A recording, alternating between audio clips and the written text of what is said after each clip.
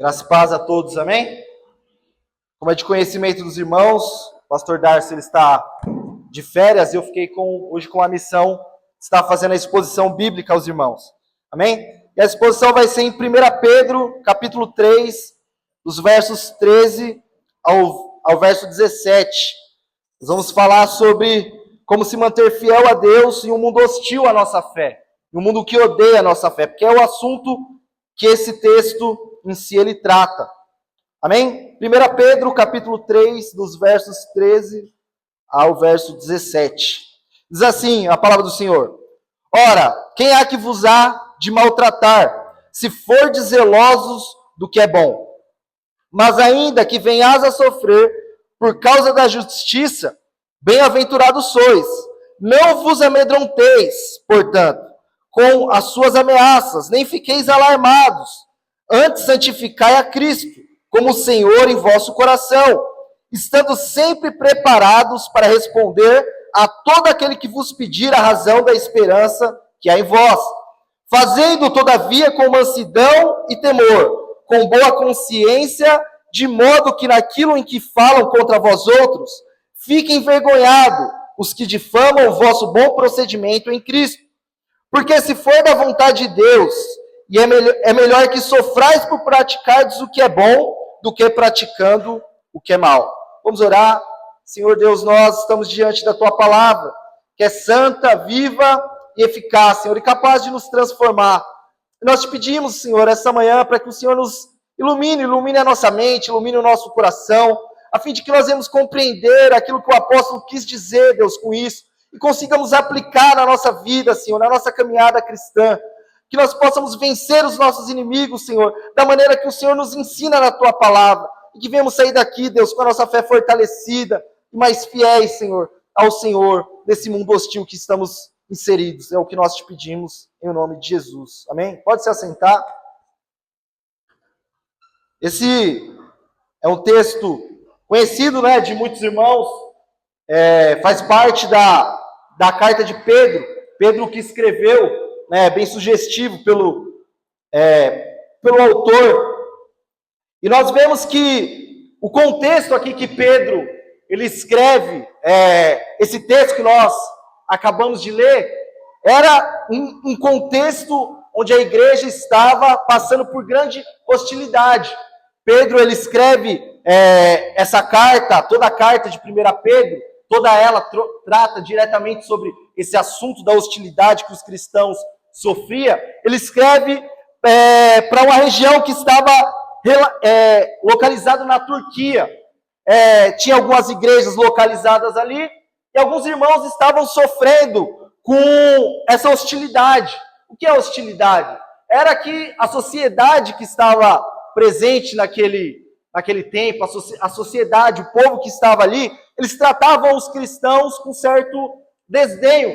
Eles desdenhavam da fé cristã. Eles zombavam da fé cristã. Chega ao ponto de alguns de outras religiões, até mesmo alguns judeus, zombarem da ressurreição de Cristo, questionando os cristãos se Cristo de fato tinha ressuscitado. Né? Alguns perguntavam aos cristãos como que vocês podem permanecer nessa fé. Essa fé ela só traz para vocês sofrimento. Né? Os filhos de vocês, eles são excluídos, as outras crianças judias e as crianças que pertenciam às outras religiões, elas não querem se relacionar com seus filhos. O imperador, ele está perseguindo alguns de vocês. As mulheres de vocês, elas não têm amigas. Vocês, homens, são excluídos da sociedade. Eles chegavam a falar isso para os cristãos e eles perguntavam: como vocês podem, então, permanecer nessa fé de vocês? Como vocês podem afirmar que essa fé de vocês é verdadeira? Eles questionavam a fé cristã. Esse é o contexto que Pedro, então, resolve escrever essa carta para aconselhar esses irmãos, para animar esses irmãos e para fazer com que, diante da hostilidade, diante de um mundo mau, eles permanecessem fiéis a Deus, permanecessem firmes e tivessem mantendo ali a sua esperança em Cristo. E não é diferente do mundo que nós vivemos hoje. né? Alguns teólogos, eles classificam esse tempo que nós estamos vivendo hoje na nossa sociedade, na nossa vida, como um período pós-cristão. Antes isso era dito acerca das igrejas na Europa, mas hoje isso é global. O mundo hoje, pode-se dizer que o mundo é um mundo pós-cristão. Por quê? Porque o mundo hoje ele rejeita toda a ética cristã. Todo ensinamento judaico-cristão ele é rejeitado pela sociedade.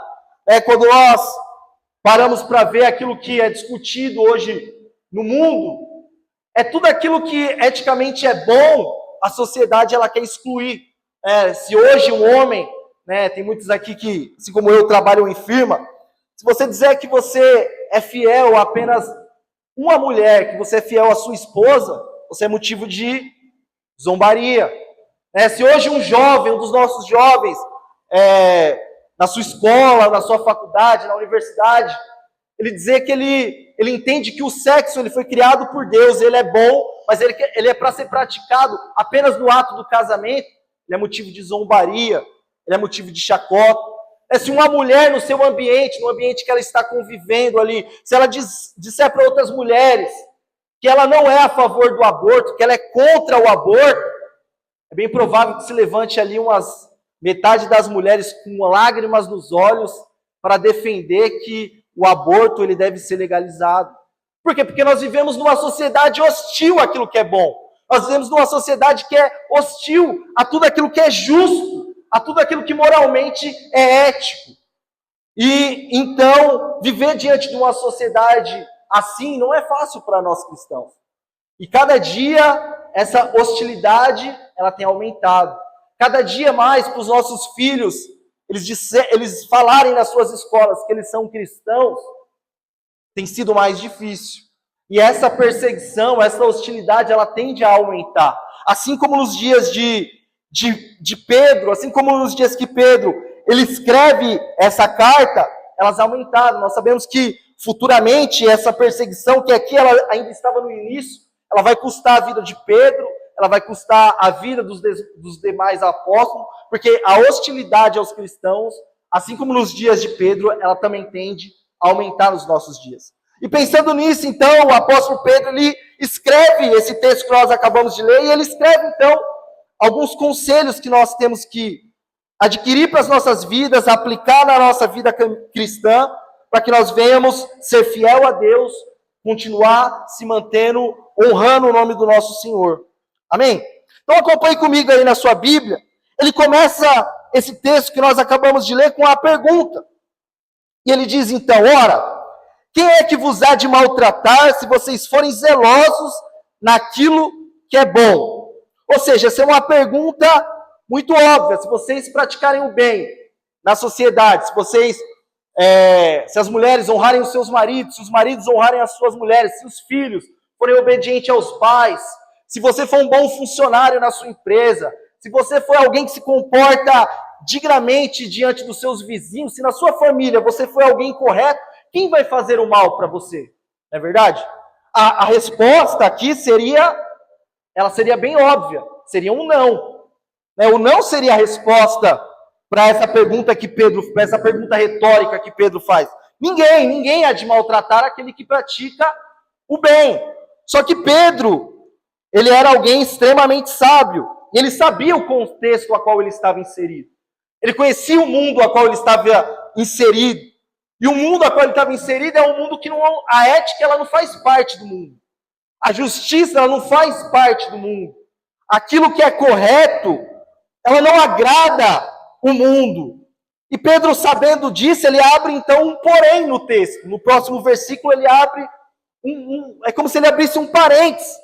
E ele falasse assim, no verso 14, mas ainda que venhas a sofrer por causa da justiça, ou seja, ainda que você pratique tudo que é bom, tudo que é lícito, tudo aquilo que é correto, tudo aquilo que é moralmente civilizado, e ainda você venha sofrer por causa disso, por causa da justiça, você deve se lembrar de uma coisa: bem-aventurado vocês são.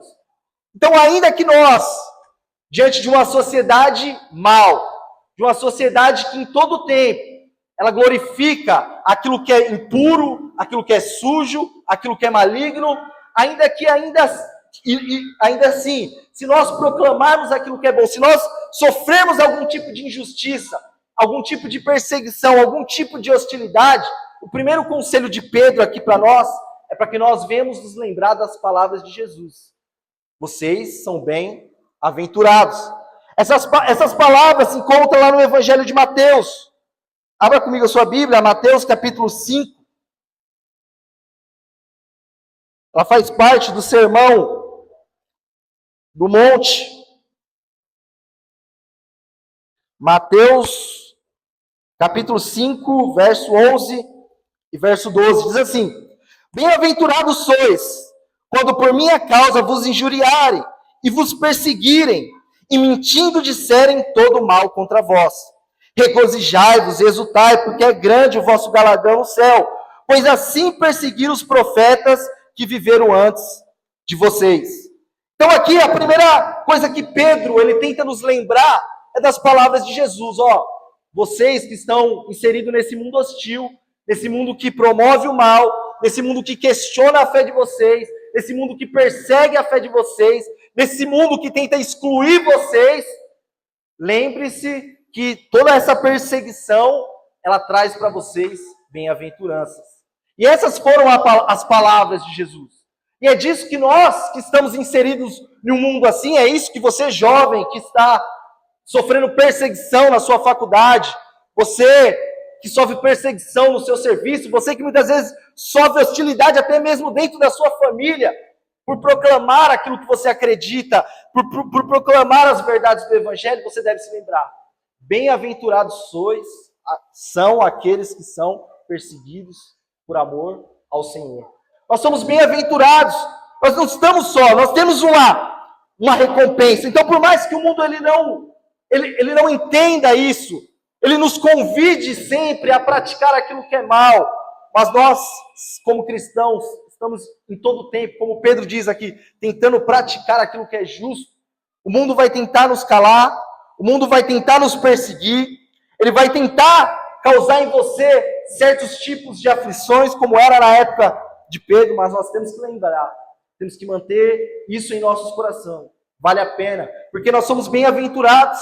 Essa é a promessa que Jesus fez aqui no Evangelho de Mateus, que nós seríamos bem-aventurados se nós fomos perseguidos não por outra coisa, mas perseguidos por amor ao Senhor, perseguidos por amar a justiça. Então, se você ama a justiça e você recebe hostilidade, seja de políticos, seja na sua escola, seja na sua família, você deve se lembrar que isso traz para você bem-aventurança. Mas o apóstolo ele não para por aí, ele continua o texto dizendo: bem-aventurados sois. Ele nos passa então a nos dar alguns conselhos dizendo: portanto, não vos amedronteis com as suas ameaças, nem ficais alarmados. Antes santificai a Cristo como Senhor em vosso coração. É comum num mundo que hostiliza a nossa fé, que nos persegue, que nos caluneia, que tenta zombar de nós, que tenta fazer acusações injustas contra nós, que nós muitas das vezes viemos lhe deparar com o medo. Fiquemos temerosos, viemos temer. Nós vemos isso até mesmo na vida do apóstolo Pedro. Né? A Bíblia diz que, em certos momentos, Pedro, ele temeu também aos homens. Nós vemos lá naquela passagem no relato do Evangelho de Lucas, quando Jesus ele é pego ali pelos romanos, e a Bíblia diz então que o Evangelho de Lucas narra que Pedro estava seguindo Jesus de longe. E quando os romanos vieram até Pedro e questionaram, dizendo: você é um dos que andam com Jesus, você é um dos que andas com ele. O que Pedro fez? Pedro temeu os homens e ele negou Jesus. Nós vemos outra passagem também que esse próprio Pedro, que diz agora aqui para nós não tememos, no livro de Gálatas, capítulo 2, quando ele estava ali comendo com os gentios, é um texto muito conhecido, ele estava ali comendo com os gentios. A Bíblia diz então que chega àqueles que pertenciam à circuncisão. E Pedro, então, imediatamente ele se levanta, e a Bíblia diz que Pedro ele passa a agir dissimuladamente, ou seja, ele estava comendo como os gentios comem, chegaram os judeus, que ele estava sempre no meio dos judeus, pregava aos judeus, quando os judeus chegam, ele larga ali os gentios de lado, com medo dos judeus verem ele se alimentando como os gentios, e ele passa a agir dissimuladamente, fingindo que ele não estava participando do banquete com os gentios, com medo dos judeus. E Paulo, então, o adverte.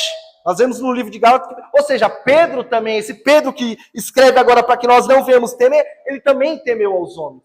Então, ter medo em um período de hostilidade não é algo incomum. Às vezes, nós vamos ter medo diante da hostilidade. Às vezes, os nossos jovens da escola, eles vão ter medo de proclamar a sua fé diante de um professor ateu. Às vezes, lá na sua família, quando abordar algum assunto sobre fé, talvez você sinta medo de proclamar aquilo que você acredita de fato. Só que aqui o apóstolo Pedro ele nos encoraja, dizendo, não tenha medo, não temam diante da hostilidade, não fiquem temerosos, antes santificai a Cristo em vossos corações. E o que significa santificar a Cristo nos vossos corações? Significa colocar Cristo em primeiro lugar. Significa deixar com que Ele tome o centro do nosso coração, da nossa mente, de forma que quando nós sofrermos algum ataque, alguma hostilidade, nós vamos saber que Ele é o nosso Senhor e que somente a Ele nós devemos honra e glória. Quando Pedro ele faz essa citação aqui, ele está fazendo referência, irmãos, também a um texto, para que fique mais claro, ele está fazendo referência a um texto que se encontra em Isaías capítulo 8, verso 12 e 13. Se os irmãos puderem abrir.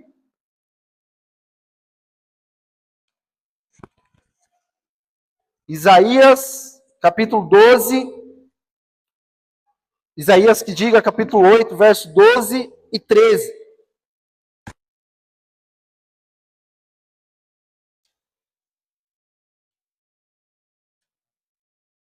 Diz assim o texto: não chameis conjuração a tudo quanto este povo chama conjuração. Não temais o que ele teme, nem tomeis isto por temível. Antes, ao Senhor dos Exércitos, a Ele santificai. Seja Ele vosso temor, seja Ele o vosso espanto. Esse texto que é citado aqui em Isaías é um texto que faz parte, os irmãos, acredito que conheçam esse texto. É um texto que ele trata de um período em que o povo de Deus, ele viveu, onde o povo de Deus, ele viveu grande perseguição por um rei chamado Senaqueribe. Esse rei, ele era muito perverso. Diz a narrativa do livro de Isaías que ele chegou a destruir 46 cidades de Judá. Ele era o rei mais terrível, mais temível e era detentor do maior exército da terra. E ele tinha tentado, os irmãos conhecem o texto, ele tinha tentado atacar a cidade de Judá, tinha conseguido, mas faltou uma cidade, Jerusalém. Só que quando ele vai para atacar Jerusalém, o Senhor intervém e ele não consegue. O Senhor dizima o exército de Senaqueribe, o exército dele é dizimado. Só que Senaqueribe ele tinha prometido que ele voltaria para destruir Jerusalém. E a narrativa de Isaías diz que o povo ficou temeroso, eles sempre ficavam com medo de Senaqueribe voltar, então destruir Jerusalém. Eles tinham esse medo. Por quê? Porque Senaqueribe ele era terrivelmente cruel e ele tinha o costume de cortar as mãos e os lábios dos seus opositores. Só que nesse texto aqui nós vemos que Isaías ele estimula esses irmãos, não temam. Não temam. E para que vocês não temam, não tenham medo de Senaqueribe, é preciso que vocês tenham uma real revelação de quem é o Senhor diante de vocês. Senaqueribe, ele é mau, ele é terrível, ele é um grande rei, ele tem numerosos exércitos. Porém, santifique ao Senhor diante de vós. Faça com que o Senhor ele seja o centro e tema somente a Deus. porque é certo que a vitória contra os seus inimigos elas vai vir não por causa de vocês, mas porque o Senhor que vocês estão santificando é o Senhor dos exércitos. E essas mesmas palavras que Pedro ele usa nesse texto, ele adapta essa mensagem de Isaías, a mensagem cristã, mostrando para nós que não importa o ambiente, não importa qual seja os nossos inimigos. Se nós tivermos Cristo como aquele que está santificado, como aquele que é o centro do nosso coração, nós iremos vencer, nós não precisamos ficar temerosos. Ainda que o mal seja grande, ainda que o mundo seja hostil, santifique o Senhor, que o Senhor ele seja o centro da sua mente e do seu coração, que fazendo isso, nós prevaleceremos contra aquele que nos acusa, contra aqueles que vêm contra nós. Continuando o texto, ele vai dizer, verso 15, antes santificai a Cristo como Senhor em vosso coração, estando sempre preparados para responder a todo aquele que vos pedir a razão e a esperança que há em vós. Esse texto, irmãos, essa passagem é como se Pedro ele abrisse um parênteses aqui também. E ele, após sair do campo da ética, ele passa então a ir para o campo da defesa da fé. Ele vai dizer assim, vocês cristãos que estão inseridos nesse mundo mal, nesse mundo hostil, nesse mundo que odeia a sua fé, nesse mundo que está tentando cada vez mais excluir a fé de vocês, colocar a fé de vocês para escanteio, vocês devem viver uma vida reta, justa, para que as pessoas não tenham o que falar diante de vocês da sociedade. Mas, porém, pode ser que em algum momento, diante desse mundo caótico, desse mundo mau, as pessoas, elas então exijam de você uma resposta acerca da sua esperança. E aqui, quando o texto diz que nós devemos estar preparados, a palavra diz no sentido de uma defesa mesmo. É como se você estivesse diante de um tribunal e você fosse o advogado que está ali defendendo uma causa. Você tivesse que defender a causa da sua esperança. Então o apóstolo Pedro está fazendo uma colocação aqui, dizendo, pode ser que diante desse mundo mau, desse mundo que nos julga em todo tempo, você seja chamado para defender a sua fé. E quando isso acontecer, quando você for chamado para defender a sua fé, a razão da sua esperança, é necessário que você esteja pronto. É necessário que você esteja preparado para dar razão da sua esperança. E isso, irmãos, deve nos saltar os olhos, porque a hostilidade contra nós está aumentando cada dia mais. E pode ser que na sua caminhada cristã, pela sua família, pelos seus amigos, pelos seus vizinhos, até mesmo por outras religiões, você seja requerido a prestar contas da sua esperança. A dizer, a falar para o seu professor ateu o que te mantém esperançoso na vinda de Cristo, no seu Senhor, o que te faz permanecer na fé? O que faz você vir aqui todos os domingos? O que faz todos os dias você orar a um Deus invisível que você não vê? O que faz você dizer que ama a Deus? O que faz você cantar louvores? O que faz você, diante das perseguições, ser feliz? O que faz você fazer isso tudo? Pedro diz que vai chegar um tempo que nós vamos ter que dar razão à nossa esperança. Por que nós cremos assim?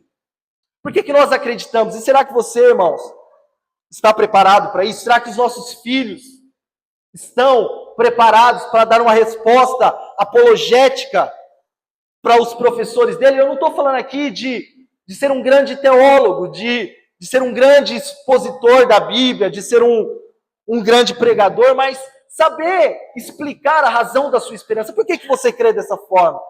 Por que você crê que Jesus Cristo ressuscitou? Por que você crê que Ele voltará? Por que você crê que é necessário você andar em santidade? Qual é essa esperança que você carrega dentro de você? Porque você acredita que você vai herdar algo que eu não vou herdar. Pedro diz que nós vamos ser chamados em algum tempo para dar resposta acerca da nossa fé. E o texto vai dizer então que é necessário que nós devemos estar preparados para fazer isso, para dar razão da nossa esperança. Esperança essa que está descrito em 1 Pedro, capítulo 1,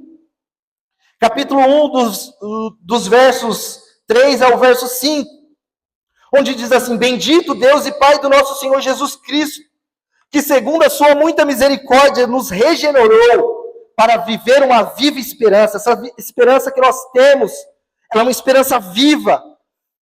Ela é mediante a ressurreição de Jesus Cristo, porque o Deus que nós servimos, ele não é um Deus que está morto, mas ao contrário, ele é um Deus que ressuscitou dentre os mortos. Verso 4, para uma herança, e ele me separou para uma herança incorruptível.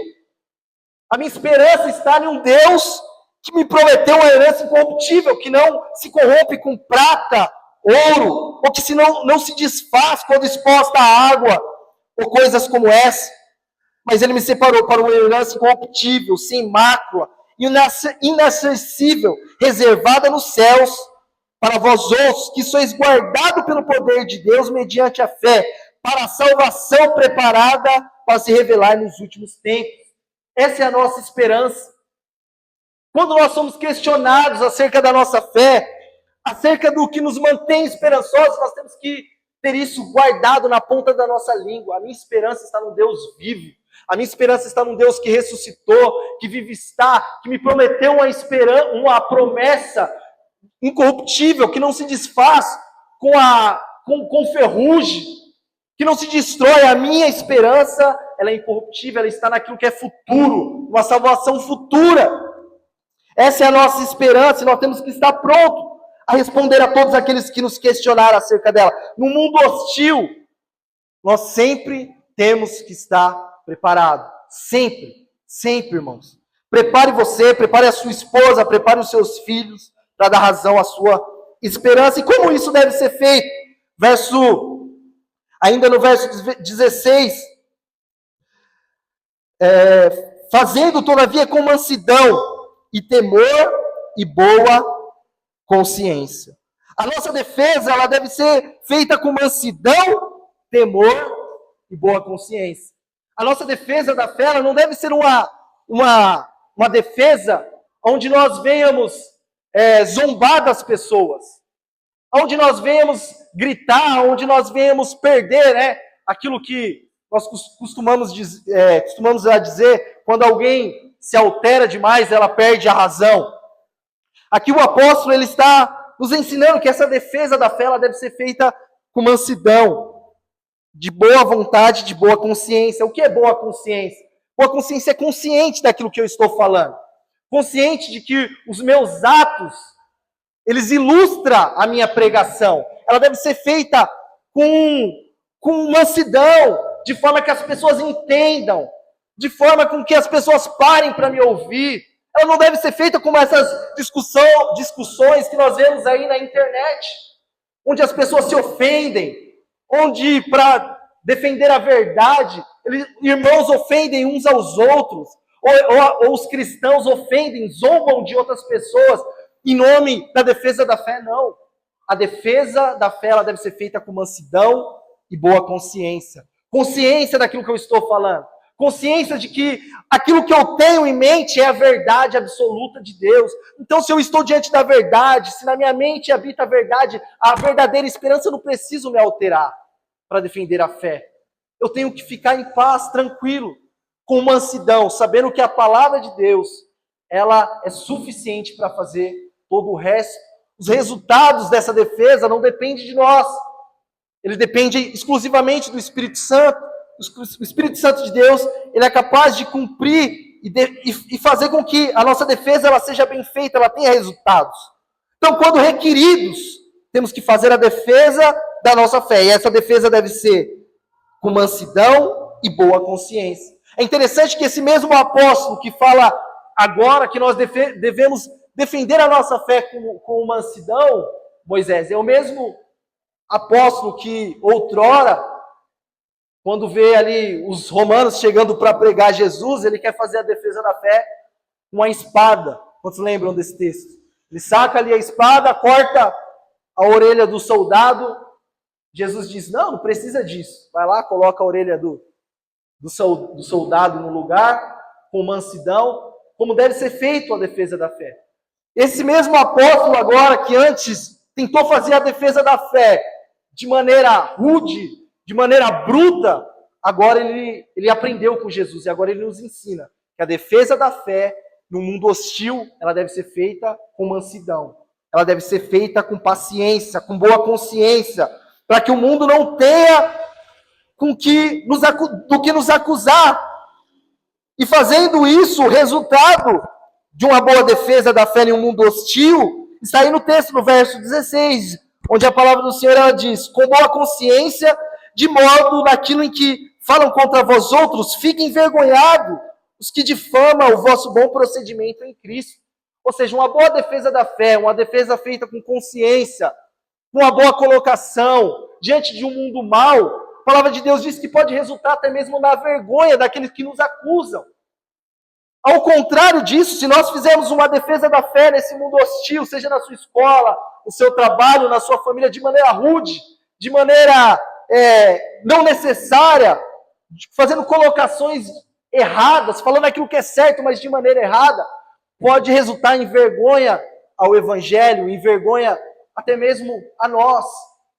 Então, a maneira correta de se fazer a defesa do Evangelho é dessa maneira que Pedro está nos ensinando. Nesse mundo hostil que vocês vivem, seja na sua universidade, seja diante de governadores maus, seja diante de homens maus, seja diante de abortistas, seja diante de pessoas que em todo tempo maquinam o mal, faça a defesa de boa consciência, com mansidão, e isso vai resultar em glórias ao nome do Senhor, e vai resultar em vergonha para aqueles que te acusam. É isso que Pedro está nos ensinando, e é dessa maneira que nós, nesse mundo caído, nesse mundo injusto, nesse mundo que ataca aquilo que é reto e glorifica aquilo que é ruim, é dessa maneira que nós devemos prosseguir, é dessa maneira que nós devemos agir. E por último, o apóstolo Pedro, então ele nos dá o último conselho, onde ele vai nos aconselhar a não dar lugar a críticas justas por parte do mundo. O mundo ele pode nos acusar, mas que as acusações deles sejam injustas contra nós. Porque bem-aventurado aqueles que são injuriados, aqueles que são perseguidos por amor à justiça. Mas tem muitas pessoas que elas são acusadas ou elas são perseguidas, não porque praticam a justiça. E nesse tempo de Pedro já havia, mas elas são perseguidas porque elas praticam o que é mal. Então Pedro encerra essa sessão dizendo: porque se for da vontade de Deus, e às vezes é da vontade de Deus, que nós soframos algum tipo de perseguição, porque se for da vontade de Deus, é melhor que sofrais por praticardes o que é bom, do que sofrer por praticar aquilo que é mal. É como se o apóstolo Pedro estava dizendo: a pregação de vocês, aquilo que vocês falam diante dos amigos de vocês, aquilo que vocês falam diante da família de vocês, na escola, na universidade, nos ambientes a qual você está inserido, aquilo que você prega deve ilustrar, a sua vida deve ilustrar aquilo que você prega. Porque se a sua vida não ilustrar aquilo que você prega, está tudo perdido. Você pode ter uma boa retórica, você pode ter uma boa apologia, você pode ter uma boa eloquência na hora de falar, você pode ter toda uma teologia sistemática guardada dentro da sua cabeça, você pode ter todo o catecismo batista, armazenado no seu coração, mas se a sua conduta diante da sociedade for uma conduta imoral, nada do que você falar vai surtir efeito. A nossa conduta, a nossa forma de viver, ela deve estar ligada com a nossa pregação. É isso que o apóstolo Pedro está ensinando nesse texto. Nesse mundo hostil, nós não podemos dar lugar para que o inimigo nos acuse de maneira justa. Para que o inimigo ele venha achar em nós motivo para nos acusar. Então você quer viver uma vida que você glorifique a Deus de fato? Então faça com que a sua pregação e a sua vida, ela ande de igualmente juntas. Ela seja uma coisa só. Fale de fidelidade, pregue, poste lá nas suas redes sociais sobre fidelidade, mas seja fiel à sua esposa, seja fiel ao seu marido. Fale sobre obediência na igreja, Fala sobre obediência aos seus filhos, mas seja obediente, honre aos seus patrões. Seja um bom funcionário, chegue no horário. Não dê espaço para que esse mundo que já é hostil a nós, ele encontre motivos para nos acusar ainda mais. É isso que nós devemos fazer, irmãos, diante desse mundo hostil, desse mundo caído. Temos que saber que uma das maneiras de nós glorificarmos a Deus nesse mundo que todo tempo está louvando aquilo que é mal, é nós termos uma boa conduta, sermos bons cidadãos, honrarmos a Deus, defendendo a nossa fé quando for requerido de nós, estar sempre preparados para defender ela, fazendo isso de boa consciência e fazer com que o mundo não tenha o que falar de nós. Quando eles nos acusarem, quando eles nos perseguirem, que seja porque nós praticamos a justiça, que seja porque nós amamos e honramos, que seja porque nós santificamos o Senhor dos Exércitos em nossos corações. Eu queria então fazer algumas aplicações diante desse texto. Primeira aplicação é que nós temos que sempre nos lembrar que nós devemos honra somente a Cristo, somente ao nosso Senhor. Apesar de nós termos que praticar a justiça, de fazer o que é bom, temos que ter em mente que o nosso objetivo maior, além de, lógico, ter um bom testemunho, é, acima de tudo, honrar o nosso Senhor. É saber que tudo que nós fizemos, seja diante da sociedade, seja na igreja, é para honrar o nosso Senhor. Segunda aplicação é que nós temos que nos lembrar que nós sempre temos que estar pronto. Sabe, irmão, esteja sempre pronto. Prepare os seus filhos. Seja alguém que estude o Evangelho.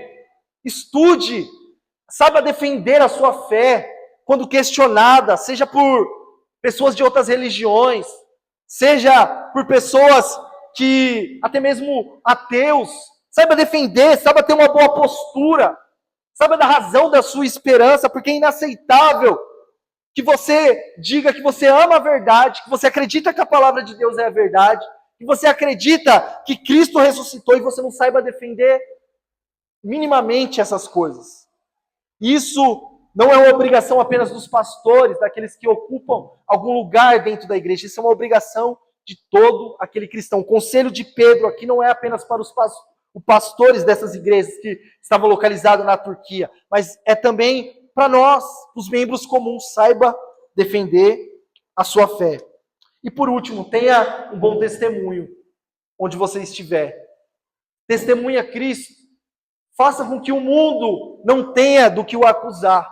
Faça com que as pessoas elas olhem para você e ao invés de te acusarem, elas glorifiquem a Deus pelo seu testemunho. Faça com que o seu testemunho ele seja vivo e verdadeiro e que ele honre ao Senhor, ele honre os seus irmãos, ele honre a igreja a qual você está inserido. Amém? Vamos nos colocar de pé, vamos estar orando.